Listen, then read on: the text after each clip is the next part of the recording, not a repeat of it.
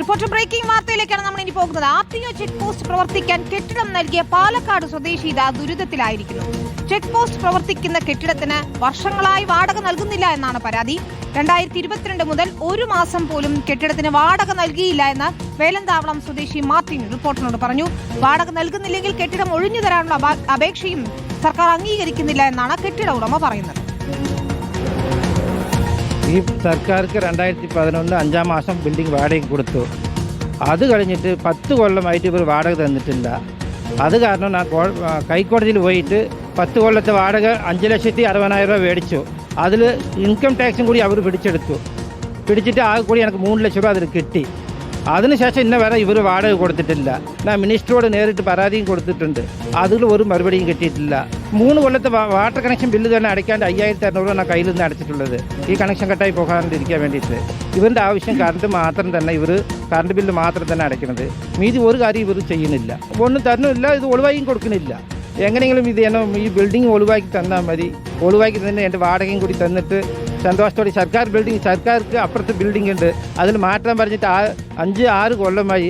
അതും കൂടി അവർ മാറ്റി അവിടെ കൂടി വെച്ചാൽ എനിക്ക് ഒഴിവായി കിട്ടിയാൽ വളരെ സന്തോഷം. എന്നാൽ വാടക കരാർ തയ്യാറാക്കുന്നതിലെ സാങ്കേതിക പ്രശ്നങ്ങളാണ് തുക അനുവദിക്കുന്നതിന് തടസ്സമായതെന്നാണ് മോട്ടോർ വാഹന വകുപ്പിന്റെ ന്യായം. വാടക തുക പൂർണ്ണമായും നൽകി കെട്ടിടം ഉടൻ ഒഴിയുമെന്നാണ് മോട്ടോർ വാഹന വകുപ്പ് പറയുന്നത്. ഇക്ബാൽ അറക്കലാണ് ചേരുന്നത്. ഇക്ബാൽ, എന്നും ഇത് തന്നെയാണ് പറയുന്നത്, അതിലൊരു പരിഹാരം ഉണ്ടാകണം എന്നതാണ് ഇപ്പോൾ ഈ കെട്ടിട ഉടമയുടെ ആവശ്യം. വിശദാംശങ്ങൾ എന്താണ്? മോട്ടോർ വാഹന വകുപ്പിന്റെ വിശദീകരണം. വിനിത, പാലക്കാട് വേലന്താവളത്താണ് ഇത്തരത്തിൽ ഒരു ദുരിതം അവിടെ ഒരു സ്വദേശി നേരിടുന്നത്. കാരണം 2011 ഈ വേലന്താവളം സ്വദേശിയായിട്ടുള്ള Martin Gabriel RTO check post തുടങ്ങാൻ വേണ്ടി തൻ്റെ വീടിൻ്റെ താഴത്തെ നില സർക്കാർ നൽകുന്നത്. 2011 മുതൽ RTO ചെക്ക് പോസ്റ്റ് അവിടെ പ്രവർത്തിക്കുന്നു. പക്ഷേ 1 രൂപ പോലും വാടക ഇനത്തിൽ ലഭിക്കുന്നില്ല. അങ്ങനെ ഹൈക്കോടതിയിൽ പോയി കേസ് നടത്തി അവസാനം 2022 10 വർഷത്തെ വാടക തുക മാർട്ടിൻ ഗബ്രിയേലിന് കോടതി മുഖാന്തരം ലഭിക്കുന്നത്. അത് 5,60,000 രൂപയാണെങ്കിൽ അതിൽ ഇൻകം ടാക്സ് എല്ലാം കഴിഞ്ഞതിന് ശേഷം പിന്നീട് 3 ലക്ഷത്തി ചില്ലറ രൂപ മാത്രമാണ് മാർട്ടിന് ലഭിക്കുന്നത്. ഇതിനുശേഷം പിന്നീട് കൃത്യമായി തന്നെ തുക ലഭിക്കും ഓരോ മാസവും എന്നുള്ളതായിരുന്നു മാർട്ടിൻ പ്രതീക്ഷിച്ചത്. പക്ഷേ 2022 മുതൽ ഒരു മാസം പോലും കൃത്യമായി വാടക മാർട്ടിന് ലഭിച്ചിട്ടില്ല. 5,290 രൂപ മാത്രമേ ഉള്ളൂ ആ കെട്ടിടത്തിന് വാടക ഇനത്തിൽ മാർട്ടിന് നൽകേണ്ടത് സർക്കാർ. പക്ഷെ ഒരു മാസം പോലും ആ തുക നൽകാൻ സർക്കാർ തയ്യാറായിട്ടില്ല. ഇത് പറഞ്ഞുകൊണ്ട് അന്ന് ഈ ട്രാൻസ്പോർട്ട് മന്ത്രിയായിരുന്ന ആന്റണി അജുനിയും അതുപോലെ തന്നെ പാലക്കാട് ജില്ലയിൽ നിന്നുള്ള മന്ത്രിയായിട്ടുള്ള K കൃഷ്ണൻകുട്ടിയും എല്ലാം മാറി മാർട്ടിൻ പോയി കാണുന്നുണ്ട്. പക്ഷേ ഒരു ഉപകാരവും ഉണ്ടായില്ല, ഒരു നടപടിയും ഉണ്ടായില്ല എന്നുള്ളതാണ് മാർട്ടിൻ പറയുന്നത്. ഇപ്പോൾ ഇതാ ഏകദേശം 5 കൊല്ലമാവുന്നു ഈ വാടക കിട്ടിയിട്ട്. ഇപ്പോൾ RTO ഉദ്യോഗസ്ഥരോട് പോകുമ്പോൾ അവർ പല രീതിയിലുള്ള സാങ്കേതിക കാര്യങ്ങളാണ് പറയുന്നത്.